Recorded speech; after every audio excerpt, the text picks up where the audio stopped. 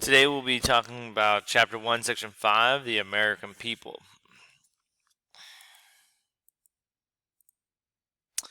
Alright.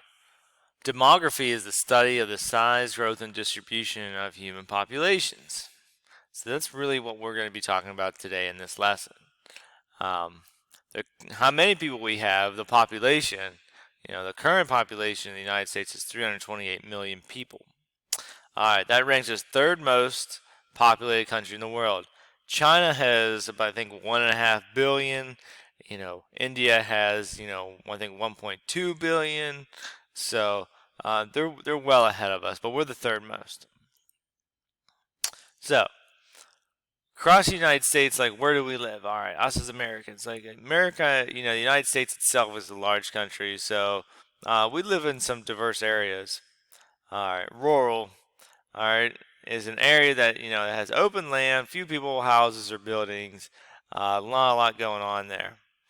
This is usually farmland or just remote areas in the United States that might, be in the mountains or anything like that, just away from, major cities. And talking about cities, cities are considered urban areas where there's a large amount of people, houses, big buildings, lots of roads and highways, all converging. Considers cities are considered these urban areas. And so then we have kind of like this this middle ground is it's the suburbs. It's the outlying area of a city, and that is mostly residential. Most people live in suburbs nowadays. You have the major city, and then you have the outlying areas such as um, you know uh, you have the city of Pittsburgh, and then like Robinson would be like a suburb of Pittsburgh. You know, that's where people live and that's where people shop and everything. Like, it's not in the major city. So you have rural, which is this farmland, then you have suburban, which is all these houses, all these people living here, a neighborhood. But you don't see like commercial buildings, such as this. This is a city. You have the highways. This is an urban area. You have the tall buildings. The commercial businesses. All right. So when the United States was founded in 1776, pretty much everybody was a farmer. That was the job. All right. They kind of like, they just needed to live pretty much. Like, we weren't producing really anything in the early history of the United States. We were just, farming, producing food to live. Not really producing too much. So everybody pretty much lived in rural areas. All right. But throughout American history, people have been drawn to cities because since the Industrial Revolution, there's factories, and so when the factories became more jobs and you can make more money, you can have a better way of life. Also, people have been drawn to cities because of the culture it offers. People wanted to be around other people, and that's how you share ideas and culture and everything like that people want. So that's pretty much how cities came about. All right, in 2020, about 80% of Americans now live in some kind of urban area. Farmers, farming as the main job is just a thing of the past. Everybody like lives near cities, whether they're in the urban area or suburbs. Um, because that's where the jobs are. That's where the people are. Where there's people, there's jobs. All right, so that's kind of like the colonial way of life, early America. Um, but this is really what looks like today with people's most jobs. The old style job, like, you're out there farming, you're doing your thing. But now it's like more, a lot of people work in office buildings, and they're collaborative, working with other people. All right, so the American workforce. So 157 million out of the 330 million that are in total United States are part of the workforce in the United States. That's the people that have a job and are contributing to the economy and to American society. The other about 100 million Americans or so are children, students, elderly, retired, and people that are unemployed. They're not considered part of the workforce. All right, so for the first 150 years in the United States, most Americans worked in these farms, or they were going to the cities to work in these factories, and they were actually making a good. Um, like they were making steel, okay? But, today, most people have a service job. And pretty much every program on Parkway, I think every program at Parkway is teaching you and learning and training you how to do a service job. A service job is an occupation that makes a living by providing a service for other people. They do not produce any such good. Like you're not producing steel in a service job. Like you're doing something for someone. So examples of service jobs is that you can be a doctor or a nurse, a teacher, doctor or nurse providing healthcare, teacher providing education, lawyer providing legal advice, a business person selling something, mechanic providing a service of fixing your car, construction worker building something for you, police officer providing um, uh, protection, chef providing, making food for you, you know, preparing food for you, bus driver, they're providing a service, they're driving you somewhere. You're not actually making any like good. Manufacturing jobs is where you're actually making something. Like farmers are actually growing food. Factory workers actually like making a product. Like an oil field, like or coal mine, like they're actually like, making something. Um, So, America just has this wide range of diversity. And diversity is really the differences in cultural backgrounds and beliefs. The United States is just unique. The long and short of the story here is that, why we're unique is because pretty much every American has ancestors that immigrated or came to the United States from another country. From all, we have people that came from countries all around the world, and then they came to live in the United States. The only exception is that if you're of Native American descent, if your ancestors were Native American, they were the first ones to settle in North America, so they were not considered immigrants. But this is why the United States has such diversity. So we're considered a nation of immigrants. Immigrants, like I mentioned before, they're people who leave one country for another, hoping for a better life. Pretty much everybody in the United States is their ancestor was an immigrant to the United States.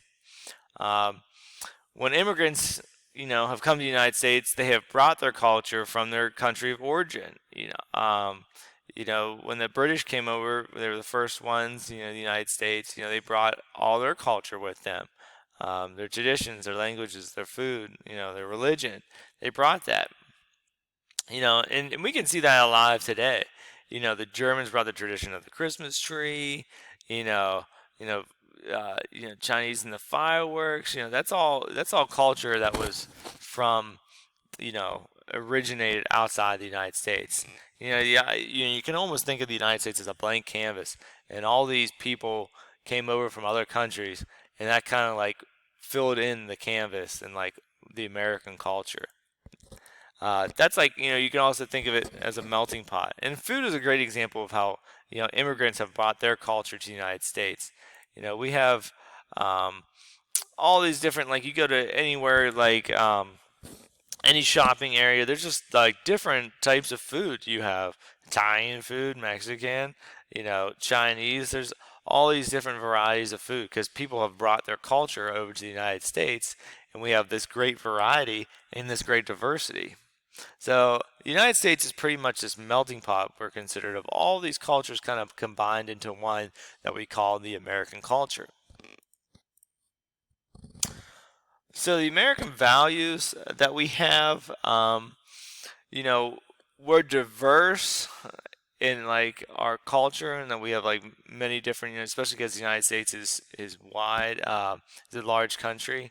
But at the same time, we have these core values that we all share. Part of it is that some of them, or the three major ones, are equality, freedom, and justice. All right, so equality. Um, Everyone respects, you know, each other's belief that well, let me rephrase that. Everyone has respect for people. Um, that's where the belief that all Americans can positively contribute to society, that everybody has worth. To contribute to society, the American people must all have the same rights and opportunities. It must be equal. Everybody must be, afforded the same. Everybody's afforded, to the right to go to school. Public education. That's one way. Like we all have a right for that. And we talked about our rights earlier. And then equality is for everyone. It doesn't matter United States, whether you're black, white, Asian, male, female, Christian, Jewish, Muslim. It does not matter. Equality is for everyone, and that's a standard American value.